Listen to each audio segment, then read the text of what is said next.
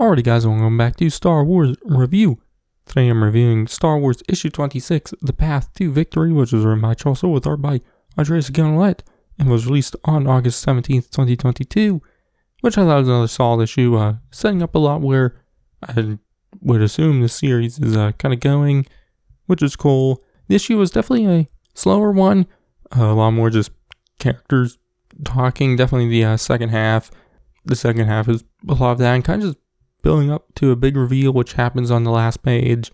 I will say it's pretty easy to figure out what that reveal is.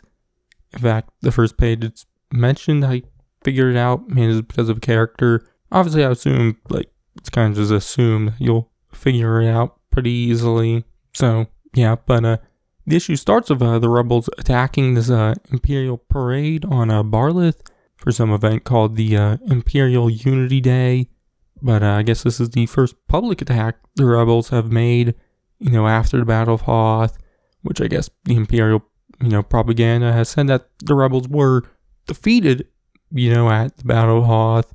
And, so with this being their first public attack, it kind of shows the galaxy, at least, probably the core worlds, that the rebels are still out there. I don't know, outside the core worlds, but, the Outer Rim and all that believe. At least the core worlds definitely believe the rebels were defeated, but the attack goes flawlessly for the rebels as they destroy all the Imperial ships and whatnot and get away without a scratch, which, we see that Luke is, in the fight with the Falcon, and Wedge Antilles is also there. They're kind of leading the attack. They then head back to the fleet where they celebrate, their first solid victory against the Empire in some time. We see Luke kind of show off his lightsaber to everyone, I guess to give them hope. We see, what character was it? I forget which character it was, kind of tell him to do it, and he kind of reluctantly does it. But he heads off to go read more from the book he got a couple issues ago. But we then see Leia talking with Mon Mothma, Admiral Akbar, Hera, and Grek, I think is his name.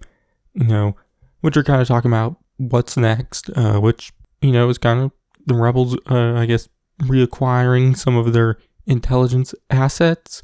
They have people to, resupply them with, weapons and whatnot. Akbar mentions a rebel base also, which Leia mentions Qi'ra and how Qi'ra offered them just all of that, which, Leia says she doesn't fully trust her, but it seems like, she dislikes the Empire just as much as they do.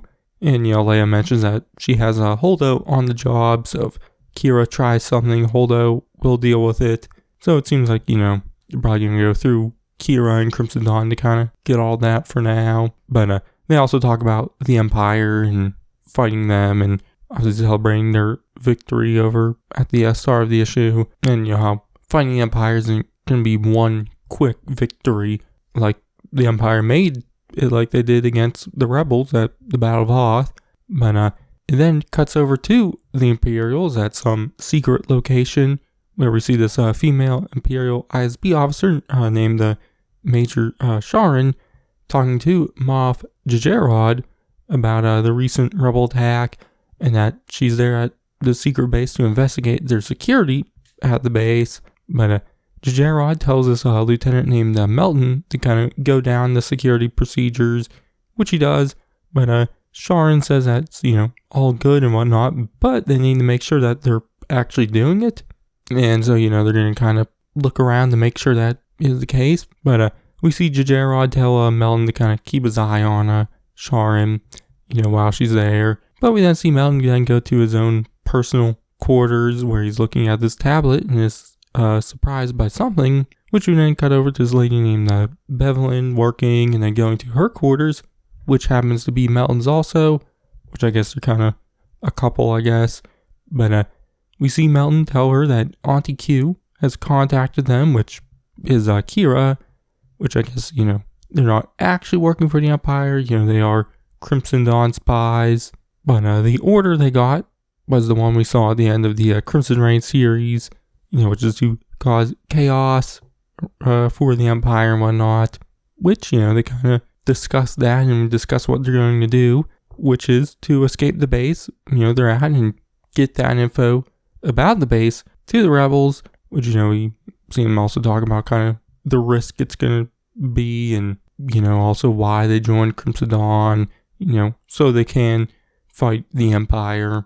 But Melton already has a plan, so they're going to do that, which is to act as the pilots of the Lambda shuttle the ISB officer, Sharn, came in on, so when she leaves, they can get away easily, which they do that.